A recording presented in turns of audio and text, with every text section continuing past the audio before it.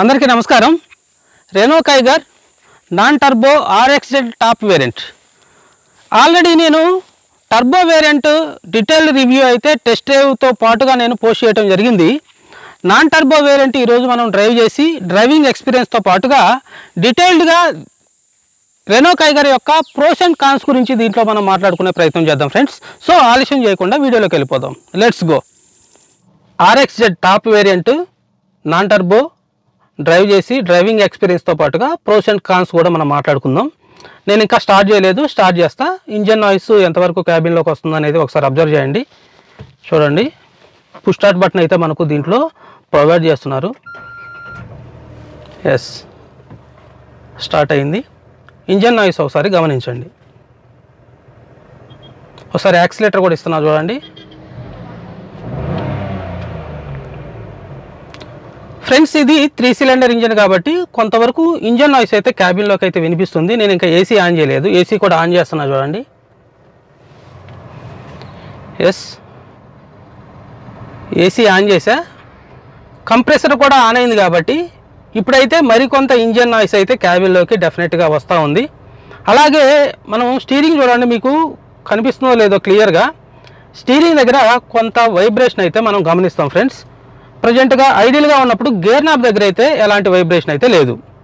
Okay, మనం దీంట్లో creep function ఏ విధంగా ఉందో చూద్దాం. ఎందుకంటే ఇది నాన్ టర్బో వేరియంట్ కాబట్టి. ఇప్పుడు ప్రజెంట్గా అయితే కార్లో ఇద్దరమే ఉన్నాం. మరి క్లచ్ రిలీజ్ చేస్తూ యాక్సిలేటర్ ఇవ్వకుండా మూవ్ అవుతుందో లేదో ఒకసారి చూద్దాం. చూడండి, నేను క్లచ్ అయితే రిలీజ్ చేస్తున్నా వితౌట్ యాక్సిలేటర్. మూవ్ అయ్యేటప్పుడు కూడా వైబ్రేషన్ అయితే మనం ఎక్కువగానే ఫీల్ అవుతాం. మూవ్ అయితే అయింది ఫ్రెండ్స్. కానీ డెఫినెట్గా ఫుల్లీ లోడెడ్గా ఉన్నప్పుడు, అంటే 5 మెంబర్స్ ఉన్నప్పుడు కానివ్వండి, లేదా అప్పున్న దగ్గర కానివ్వండి, ఖచ్చితంగా మనం యాక్సిలేటర్ మాత్రం ఇవ్వాల్సి ఉంటుంది ఫ్రెండ్స్. ఎందుకంటే ఇది నాన్ టర్బో వేరియంట్ కాబట్టి మనం స్టార్టింగ్లో దీనికి టార్క్ అనేది తక్కువగా ఉంటుంది కాబట్టి ఖచ్చితంగా యాక్సిలేటర్ అయితే ఇవ్వాల్సి ఉంటుంది ఫ్రెండ్స్. ఇక దీని క్లచ్ అయితే చాలా లైట్గానే ఉంది.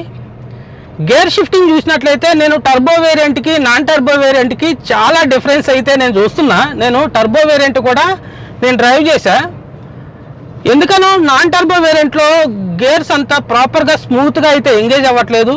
అలాగే గేర్ త్రో కూడా కొంచెం ఎక్కువగానే ఉన్నట్లుగా మనం ఫీల్ అవుతాం ఫ్రెండ్స్. ఇక స్టీరింగ్ మాత్రం చాలా బాగుంది. స్టీరింగ్ ఫీడ్బ్యాక్ మాత్రం ఎలాంటి నెగిటివ్ పాయింట్ అయితే చెప్పుకోవడానికి అయితే లేదు. చూడండి, మనం ఇప్పుడు దగ్గర 70 స్పీడ్లో ఉన్నాం. 70 స్పీడ్లో కొంచెం స్టీరింగ్ అయితే హార్డ్ అయితే అయింది. కొంచెం ప్లే అయితే ఉంది కానీ స్టీరింగ్ అయితే కొంచెం హార్డ్గానే ఉంది. అలాగే లోయర్ స్పీడ్లో చాలా లైట్గా అవుతుంది. మనం ట్రాఫిక్ సిచ్యువేషన్లో చిన్న చిన్న గలీస్లో మనకు కంఫర్టబుల్గానే ఉంటుంది. దాంట్లో ఎలాంటి ప్రాబ్లం లేదు. ఇక కామన్ విషయాల గురించి మనం మాట్లాడుకున్నట్లయితే సీట్ అయితే కంఫర్టబుల్గానే ఉంది. థై సపోర్ట్ బాగానే ఉంది. లంబార్ సపోర్ట్ కూడా బాగానే ఉంది. అలాగే కొంచెం కుషన్ అయితే హార్డ్గా ఉంది. ఇలా హార్డ్గా ఉన్నప్పుడు ఏంటంటే లాంగ్ జర్నీలో మనకు ప్రాబ్లం లేకుండా ఉంటుంది. సో ఎనీహౌ సీట్ విషయంలో కూడా ఎక్కువ కంప్లైంట్స్ అయితే చెప్పుకోవడానికి లేదు. అదేవిధంగా విజిబిలిటీ విషయంలో కూడా చాలా బాగుంది. మనకు ఫ్రంట్ విండ్షీల్డ్ కానివ్వండి, సైడ్ గ్లాసెస్ ఏరియా కానివ్వండి, మనకు బాగానే కనిపిస్తూ ఉంది. మనకి IRVMలో ORVMలో కూడా మనకు వ్యూ బాగానే ఉంది. కొంచెం రియర్ విండ్షీల్డ్ అనేది చిన్న సైజులో ప్రొవైడ్ చేయడం వల్ల కొంచెం వ్యూ అనేది కొంచెం తక్కువగా ఉన్నట్లుగా మనం గమనిస్తూ ఉంటాం ఫ్రెండ్స్. పాజిటివ్ పాయింట్స్ గురించి మొదటగా మనం మాట్లాడుకుందాం. బెస్ట్ బడ్జెట్ కాంపాక్ట్ SUV కావాలి అంటే మార్కెట్లో మనకు రెండే 2 కార్లు అవైలబుల్గా ఉన్నాయి. ఒకటి నిస్సాన్ మ్యాగ్నెట్, అలాగే రెండోది రెనో కైగర్. దీని బేస్ వేరియంట్ చూసినట్లయితే రెండు కూడా నిస్సాన్ మ్యాగ్నెట్, రెనో కైగర్ రెండు కూడా మనకు 5.84 lakhsలో ఎక్స్షోరూమ్ ప్రైస్లో మనకు బేస్ వేరియంట్ వచ్చేస్తుంది. అంటే ఒక హ్యాచ్ బ్యాక్ కొనే బదులుగా మనం ఈ కాంపాక్ట్ SUVని కనుక మనం తీసుకున్నట్లయితే, రెనో కైగర్ కనుక మనం తీసుకున్నట్లయితే మనకు ఎక్కువ స్పేస్ అవైలబుల్గా ఉంటుంది. అది బూట్ స్పేస్ కానివ్వండి, ఇంటీరియర్ స్పేస్ కానివ్వండి ఎక్కువగా ఉంటుంది. అదేవిధంగా గ్రౌండ్ క్లియరెన్స్ ఎక్కువగా ఉంటుంది. బిగ్గర్ టైర్స్ అనేవి మనకి లభిస్తూ ఉంటాయి. కాబట్టి ఒక హ్యాచ్ బ్యాక్ తీసుకునే బదులుగా ఈ ప్రైస్ బ్రాకెట్లో మనం ఒక కాంపాక్ట్ SUVకి వెళ్ళాలనుకుంటే మాత్రం మనకి ఇది బెస్ట్ చాయిస్ అవుతుంది. కాబట్టి ప్రైస్ అనేది దీని ఫస్ట్ పాజిటివ్ పాయింట్గా మనం చెప్పుకోవచ్చు ఫ్రెండ్స్. రెనో కైగర్ స్మార్ట్ కీలో ప్రొవైడ్ చేసినటువంటి స్మార్ట్ ఫీచర్ గురించి మీకు ఒకసారి ఎక్స్ప్లెయిన్ చేస్తా. ఈ కీ తీసుకొని మనం కార్ దగ్గరికి రాగానే ఆటోమేటిక్గా అన్లాక్ అవుతుంది. కొంచెం దూరం వెళ్ళగానే ఆటోమేటిక్గా లాక్ అయిపోతుంది. చూడండి, నేను ఇప్పుడు దగ్గరలో ఉన్నా కాబట్టి అన్లాక్ అయిపోయింది. నేను కొంచెం దూరం వెళ్తున్నా, చూడండి, సౌండ్ వినండి, లాక్ అయిపోతుంది. ఎస్, లాక్ అయిపోయింది. ఇప్పుడు చూడండి, నేను కీ తీసుకొని దగ్గరికి వస్తున్నా, అన్లాక్ అయిపోతుంది ఆటోమేటిక్గా. ఎస్, చూడండి, అన్లాక్ అయిపోతుంది. ఇది ఒక స్మార్ట్ ఫీచర్ అని చెప్పుకోవచ్చు. మరొక పాజిటివ్ పాయింట్ ఏంటంటే దీంట్లో ground clearance 205 mm ground clearance provide చేయడం వల్ల ఎలాంటి రఫ్ రోడ్లో కూడా ఎలాంటి ప్రాబ్లం ఉండదు. మనం ప్యాచీ రోడ్స్లో కానివ్వండి, అలాగే స్పీడ్ బ్రేకర్స్ దగ్గర కానివ్వండి, ఎలాంటి ప్రాబ్లం ఉండదు, చాలా కంఫర్టబుల్గా ఉంటుంది. ఇక టైర్ ప్రొఫైల్ కనుక చూసినట్లయితే మనకు దీంట్లో 195/60 R16 ఇంచ్ టైర్స్ అయితే ప్రొవైడ్ చేస్తున్నారు. టైర్ ప్రొఫైల్ కూడా మంచి విడ్త్ ఉంటుంది. సో హైవేలో మంచి గ్రిప్పీగా ఉండటం వల్ల ఎలాంటి ప్రాబ్లం లేకుండా మనకు హ్యాండిల్ చేసేటువంటి అవకాశం ఉంటుంది. కాబట్టి ఇవి కూడా మన పాజిటివ్ పాయింట్లో చెప్పుకోవాల్సి ఉంటుంది ఫ్రెండ్స్. మరొక ఇంపార్టెంట్ పాజిటివ్ పాయింట్ ఏంటంటే దీని స్పేస్ మేనేజ్మెంట్. దీన్ని ఫ్రంట్ క్యాబిన్ కానివ్వండి, రియర్ క్యాబిన్ కానివ్వండి, చాలా స్పేసియస్గా ఉంటుంది. ఫ్రంట్లో 6 feet ఉన్నటువంటి డ్రైవ్ చేసేటప్పుడైనా సరే ఎలాంటి లెగ్ రూమ్ అయితే సమస్య అయితే ఉండదు. రియర్ క్యాబిన్ సంగతి చూసినట్లయితే చాలా స్పేసియస్గా ఉంటుంది. రియర్లో లెగ్ రూమ్ కానివ్వండి, నీ రూమ్ కానివ్వండి, థై సపోర్ట్ కానివ్వండి, చాలా బాగుంటుంది. రియర్లో హెడ్ రెస్ట్ అడ్జస్ట్మెంట్ అయితే ప్రొవైడ్ చేస్తున్నారు. మిడిల్లో ఆర్మ్రెస్ట్, కప్ హోల్డర్స్, అలాగే మొబైల్ హోల్డర్ కూడా ప్రొవైడ్ చేస్తున్నారు. అలాగే హంప్ కూడా చాలా తక్కువగా ఉండటం వల్ల మిడిల్ ప్యాసింజర్ కూడా కంఫర్టబుల్గా కూర్చునేటువంటి అవకాశం ఉంటుంది. ఇది దీంట్లో one of the best positive point అని చెప్పుకోవచ్చు. ఇక మరొక పాజిటివ్ పాయింట్ ఏంటంటే దీని స్టోరేజ్ కెపాసిటీ. దీంట్లో upper and lower glove boxes స్పేసెస్గానే ఉంటాయి. అలాగే ఆర్మ్రెస్ట్ కింద చాలా స్టోరేజ్ స్పేస్ అవైలబుల్గా ఉంటుంది. ప్రాక్టికల్గా కూడా వాడుకోవడానికి అనుకూలంగా ఉంటుంది.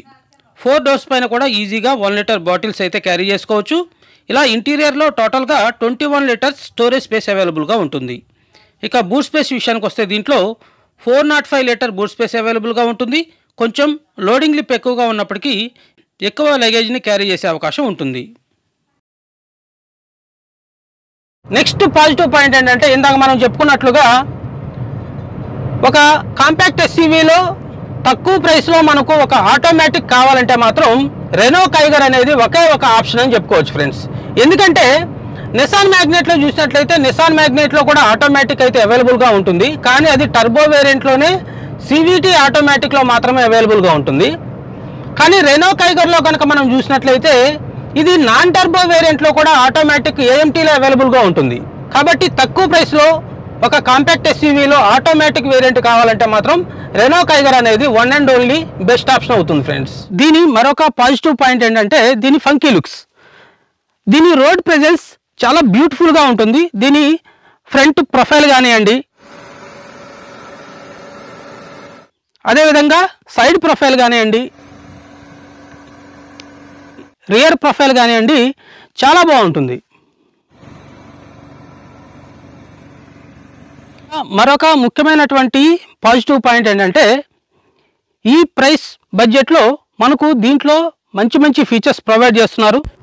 8-inch touch screen infotainment system with wireless Android Auto, Apple CarPlay, auto climate control system, push start button, USB port, 12 volts power socket, 5-speed manual gear box, driving modes, armrest, tilt steering పైన audio, phone, cluster controls provide చేస్తున్నారు.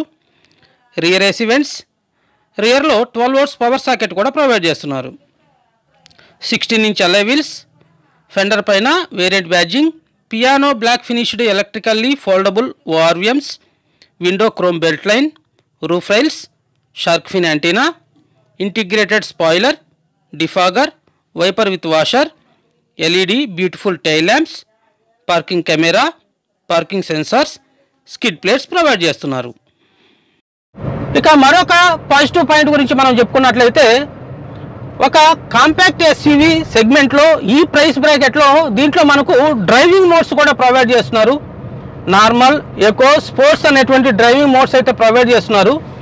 అయితే ఈ driving modes యొక్క ఈ dialler అనేది ఇంకొంచెం పెద్ద సైజులో ప్రొవైడ్ చేస్తుంటే బాగుండేది. మరీ చిన్న సైజులో అయితే ప్రొవైడ్ చేస్తున్నారు. ఏదేమైనప్పటికీ కూడా ఒక కాంపాక్ట్ ఎస్యూవీ ఈ ప్రైస్ బ్రాకెట్లో డ్రైవింగ్ మోడ్స్ అనేది ప్రొవైడ్ చేయడం అనేది ఖచ్చితంగా మనం పాజిటివ్ పాయింట్లోనే చెప్పుకోవాల్సి ఉంటుంది ఫ్రెండ్స్. ఓకే, ఇప్పటి వరకు Renault Kiger 1 litre non turbo variant యొక్క పాజిటివ్ పాయింట్స్ అయితే మనం చెప్పుకున్నాం. ఇక నెగిటివ్ పాయింట్స్ గురించి మనం మాట్లాడుకుందాం. దీంట్లో నెగిటివ్ పాయింట్స్లో ముందుగా దీంట్లో కొన్ని ఇంపార్టెంట్ ఫీచర్స్ అయితే మిస్ అయినట్లుగా మనం గమనిస్తాం. ఎందుకంటే దీని పర్ఫెక్ట్ కాంపిటీటర్ నిసాన్ మ్యాగ్నెట్ అని మనకు తెలుసు. నిసాన్ మ్యాగ్నెట్లో ఉండి దీంట్లో లేని ఫీచర్స్, ఇంపార్టెంట్ ఫీచర్స్ ఏంటంటే నిసాన్ మ్యాగ్నెట్లో 360 డిగ్రీ కెమెరా ప్రొవైడ్ చేస్తున్నారు. దీంట్లో మనకు టాప్ ఎండ్లో కూడా 360 డిగ్రీ కెమెరా అయితే ప్రొవైడ్ చేయట్లేదు. అదేవిధంగా టైర్ ప్రెషర్ మానిటరింగ్ సిస్టమ్ కూడా దీంట్లో మనకు ప్రొవైడ్ చేయట్లేదు. అదేవిధంగా హైవే డ్రైవింగ్లో కంఫర్టబుల్గా ఉండటం కోసం క్రూజ్ కంట్రోల్ అనేది కూడా దీంట్లో మనకు ప్రొవైడ్ చేయట్లేదు. అలాగే సేఫ్టీ ఫీచర్స్లో భాగంగా టాప్ వేరియంట్ కనుక మనం తీసుకున్నట్లయితే మనకు 4 ఎయిర్ బ్యాగ్స్ లాంటి బెస్ట్ సేఫ్టీ ఫీచర్స్ అయితే ప్రొవైడ్ చేస్తున్నారు. కానీ కొన్ని ఇంపార్టెంట్ సేఫ్టీ ఫీచర్స్ దీంట్లో ఖచ్చితంగా మిస్ అయినట్లుగా మనం గమనిస్తాం. అవేంటంటే దీంట్లో టాప్ వేరియంట్లో కూడా కనీసం ట్రాక్షన్ కంట్రోల్ సిస్టమ్ అయితే ప్రొవైడ్ చేయట్లేదు.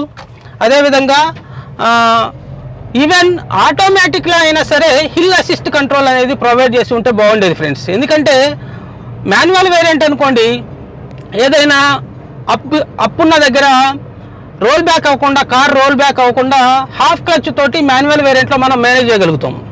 కానీ ఆటోమేటిక్ వేరియంట్లో అలా మేనేజ్ చేయడానికి ఉండదు. కాబట్టి హిల్ అసిస్ట్ అనేది కనీసం ఆటోమేటిక్ వేరియంట్లో అయినా ప్రొవైడ్ చేసి ఉంటే బాగుండేది అనిపిస్తుంది. కాబట్టి కొన్ని నేను ఇప్పటివరకు చెప్పినటువంటి ఇంపార్టెంట్ ఫీచర్స్ అనేవి దీంట్లో మనం ఖచ్చితంగా మిస్ అయినట్లుగా భావిస్తాం friends.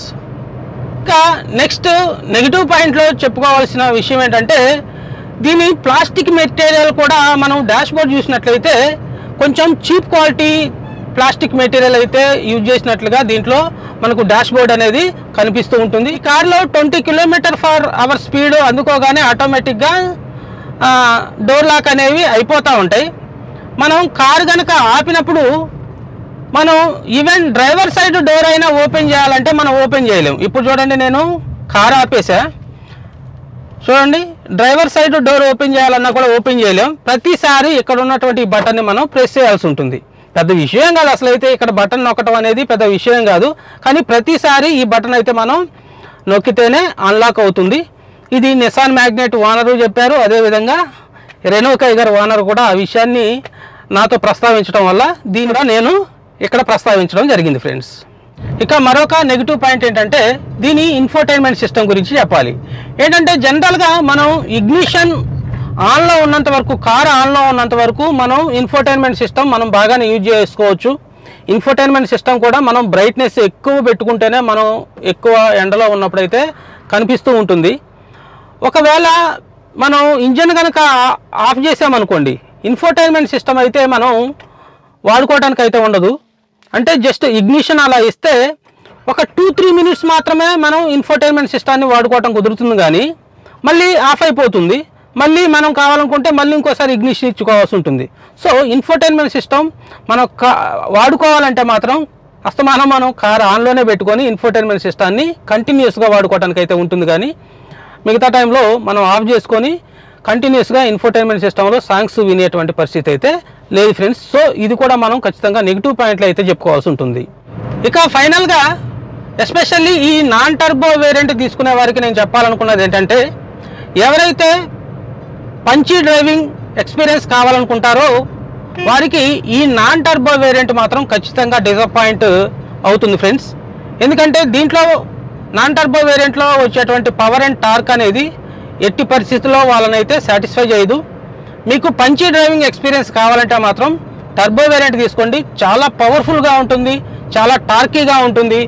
Fun to drive experience మాత్రం టర్బో వేరియంట్లో మాత్రమే లభిస్తుంది. కానీ ఈ నాన్ టర్బో వేరియంట్లో అయితే ఫన్ టు డ్రైవ్ ఎక్స్పీరియన్స్ అయితే ఖచ్చితంగా కలగదు ఫ్రెండ్స్. అయితే మరి ఈ నాన్ టర్బో వేరియంట్ ఎవరు తీసుకోవచ్చు అని మనం మాట్లాడుకున్నట్లయితే, ఎవరైతే లైట్ ఫుట్తో డ్రైవ్ చేస్తారో, అంటే ఒక ఎకానమీ స్పీడ్ మెయింటైన్ చేస్తారో, అంటే 70-80 మ్యాక్సిమం 90 స్పీడ్లో డ్రైవ్ చేస్తూ మైలేజ్ కూడా ఇంపార్టెంట్ అని భావిస్తారో వారు నాన్ టర్బో వేరియంట్లో ప్రొవైడ్ చేస్తున్నటువంటి పవర్ అండ్ టార్క్ అనేది మరీ అంత తక్కువేం కాదు, సఫిషియెంట్గా సరిపోతుందని చెప్పుకోవచ్చు. అలాగే మైలేజ్ విషయం గురించి మనం మాట్లాడుకున్నట్లయితే దీంట్లో మాన్యువల్ వేరియంట్ అనేది 19.66 kmpl క్లైమ్ చేస్తుందని ARAA సర్టిఫై చేసింది.